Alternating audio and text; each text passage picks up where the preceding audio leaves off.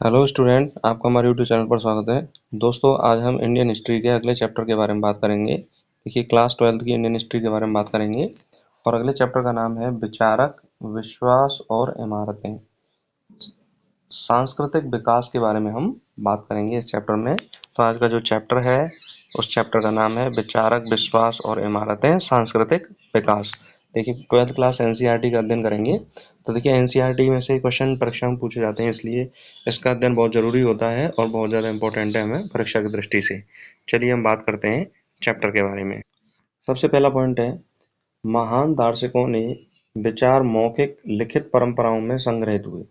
तो जो महान दार्शनिक हुए हैं हमारे भारतीय इतिहास में, उनके जो विचार हैं मौखिक लिखित परंपराओं में संग्रहित हुए हैं, स्थापत्य और मूर्तिकला के माध्यम से अभिव्यक्त हुए हैं। तो हमारे जो भारतीय दार्शनिकों के जो विचार हैं वो स्थापत्य कला और मूर्तिकला के माध्यम से क्या हुए हैं, अभिव्यक्त हुए हैं। वैदिक धर्म, जैन धर्म, वैष्णव संप्रदाय, शैव मत, बौद्ध धर्म प्राचीन भारत के प्रमुख धर्म हैं। तो यदि आपसे पूछा जाए कि प्राचीन भारत के प्रमुख धर्म कौन कौन से हैं, तो प्राचीन भारत के प्रमुख धर्म हैं वैदिक धर्म, जैन धर्म, वैष्णव धर्म, शैव धर्म और बौद्ध धर्म प्राचीन भारत के धर्म हैं। यहाँ पर इम्पोर्टेंट बात है, बौद्ध धर्म के विश्वासों और विचारों को जानने का प्रमुख स्रोत है सांची का स्तूप। तो ये इम्पोर्टेंट है परीक्षा की दृष्टि से, इसको आप याद रखें कि बौद्ध धर्म के विश्वासों और विचारों को जानने का प्रमुख स्रोत क्या है, सांची का स्तूप है, जिसमें बौद्ध धर्म के विचारों को और विश्वासों को जाना जाता है। नेक्स्ट पॉइंट है, 19वीं शताब्दी में अंग्रेज व फ्रांसीसियों ने सांची के स्तूप में विशेष दिलचस्पी दिखाई। कब? 19वीं शताब्दी में अंग्रेजों और फ्रांसीसियों ने सांची के स्तूप में विशेष दिलचस्पी दिखाई, क्योंकि इसके माध्यम से बौद्ध धर्म को जानने के उनको अवसर मिले। और सांची का स्तूप बताता है कि बौद्ध धर्म के विचार किस तरह से प्रभावशाली हैं और बौद्ध धर्म कहाँ तक ये मानव जीवन में उपयोगी साबित होता है। आरंभ में स्तूप वस्तुतः टीले होते थे। यह पवित्र बौद्ध स्थल हैं। यहाँ आंगन के बीच चबूतरों पर बुद्ध से जुड़े अवशेषों को गाड़ा जाता था। तो बौद्ध स्तूपों के बारे में ये बताया गया है कि बौद्ध स्तूप जो थे वो टीले थे और ये बौद्ध धर्म के पवित्र स्थलों को माना गया है। और यहाँ पर जो आंगन के बीच में चबूतरे थे, वहां पर बुद्ध से जुड़े हुए जो अवशेष थे उनको क्या किया गया, गाड़ा गया। तो ऐसे ही सांची के स्तूप में भी बुद्ध के अवशेषों को वहां पर रखा गया है। सांची के स्तूप समूह के संरक्षण में भोपाल की शासक शाहजहां बेगम और सुल्तान जहां बेगम का बहुत योगदान था। तो सांची का जो स्तूप है उसके संरक्षण में जो भोपाल के शासक हैं शाहजहां बेगम और सुल्तान जहां बेगम का बहुत बड़ा क्या था, योगदान था, क्योंकि इन्होंने इसका क्या किया था, संरक्षण किया था, इसको नष्ट होने से बचाए रखा था और बौद्ध धर्म को जीवित बनाए रखा। आगे हम बात करते हैं, शाहजहां बेगम ने यूरोपियों को केवल स्तूप के तोरण द्वार की प्लास्टर प्रकृति ही ले जाने दी। सुल्तान जहां ने रखरखाव के लिए धन दिया, संग्रहालय व अतिथिशाला बनवाई। तो शाहजहां बेगम ने यूरोपियों को केवल जो तोरण द्वार के प्लास्टर की जो प्रकृति थी उसको ही ले जाने दिया, और सुल्तान जहां ने रखरखाव के लिए क्या दिया, धन दिया, संग्रहालय व अतिथिशाला बनाई कि भाई बाहर से यदि कोई लोग आते हैं तो वहां पर वो रुक सकते हैं। ईसा पूर्व प्रथम शताब्दी में जीवन के रहस्यों को समझने के लिए जरथुस्त्र, कुंगत्सी, सुकरात, प्लेटो, अरस्तु, महावीर और बुद्ध आदि चिंतकों का उदय हुआ।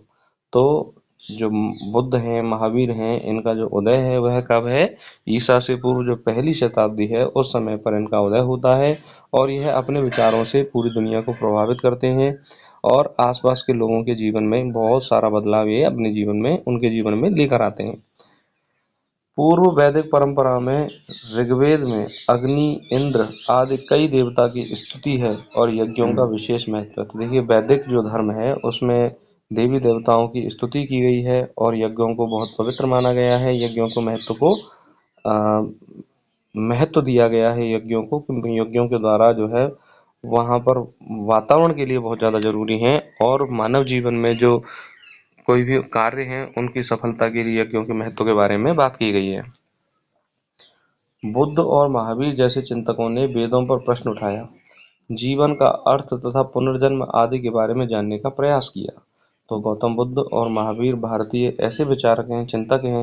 आज वर्तमान में इनको भगवान का दर्जा दिया जाता है, लेकिन उस समय उन्होंने वेदों के जो महत्व थे उन पर उन्होंने सवाल उठाए कि भाई यहाँ पर क्या चीज़ें सही हैं और क्या चीज़ें गलत हैं, और जीवन के जीने के तरीके और पुनर्जन्म के बारे में भी इन्होंने सवाल किए, और इनके पुनर्जन्म के बारे में भी इन्होंने क्या है रास्ता खोजा कि भाई किस तरह से मतलब पुनर्जन्म व्यक्ति का होता है या नहीं होता है, वास्तव में जीवन जीने का अर्थ क्या है। इन सभी के बारे में, दोनों धर्मों के बारे में दोनों विचारकों ने अपने अपने विचार प्रस्तुत किए, और एक धर्म बना बौद्ध धर्म और दूसरा बना जैन धर्म। बुद्ध की शिक्षाओं का संकलन त्रिपिटक में है। तो मोस्ट इम्पोर्टेंट है, ये पूछा जाता है कि बुद्ध की शिक्षाओं का संकलन किस में है? त्रिपिटक में है। और त्रिपिटक कौन कौन से हैं? सुत्त पिटक, विनय पिटक और अभिधम्म पिटक। त्रिपिटक कौन कौन से हैं? सुत्त पिटक, विनय पिटक और अभिधम्म पिटक। अब हम बात करते हैं बौद्ध धर्म भारत से बाहर चीन, Korea, Japan, Sri Lanka, Myanmar, Thailand और इंडोनेशिया में फैला। तो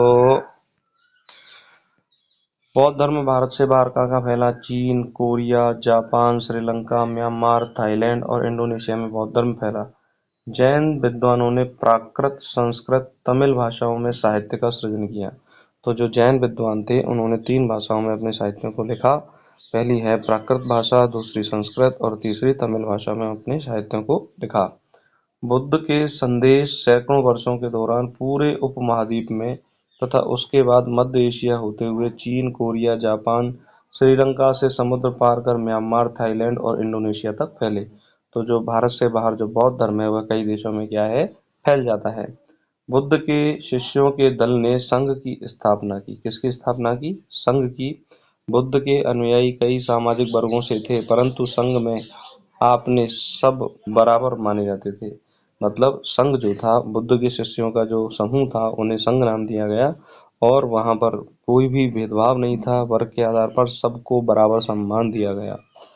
बुद्ध की उपमाता महाप्रजापति गौतमी संघ में आने वाली प्रथम भिक्षुणी बनी। तो बुद्ध की जो माता थी महाप्रजापति गौतमी, तो वह पहली ऐसी बौद्ध भिक्षुणी थी, महिला थी जो संघ में उन्होंने प्रवेश किया। ऐसी स्त्रियां जो संघ में आई वे धम्म की उपदेशिकाएं बनी, भविष्य में वे थेरी बनी। थेरी का अर्थ होता है ऐसी महिलाएं जिन्होंने निर्माण प्राप्त कर लिया हो। क्या कर लिया हो? निर्वाण प्राप्त कर लिया हो। तो थेरी का अर्थ क्या हुआ? ऐसी महिलाएं जिन्होंने निर्वाण प्राप्त कर लिया है। बौद्ध संघ में समाहित होने पर सभी को बराबर माना जाता था, क्योंकि भिक्षु और भिक्षुणी बनने पर उन्हें अपनी पुरानी पहचान का त्याग देना पड़ता था। तो जो व्यक्ति बौद्ध धर्म में भिक्षु और भिक्षुणी बन जाते थे, तो उनकी जो भी पुरानी पहचान थी उनका उन्होंने क्या करना पड़ता था? त्याग करना पड़ता था, और उन्हें त्यागना पड़ता था।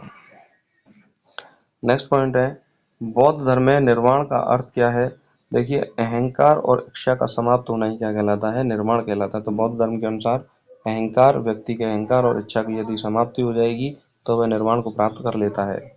अगला पॉइंट है, प्रारंभिक मूर्तिकारों ने बुद्ध को मानव रूप में न दिखाकर उनकी उपस्थिति प्रतीकों के माध्यम से दर्शाने का प्रयास किया है।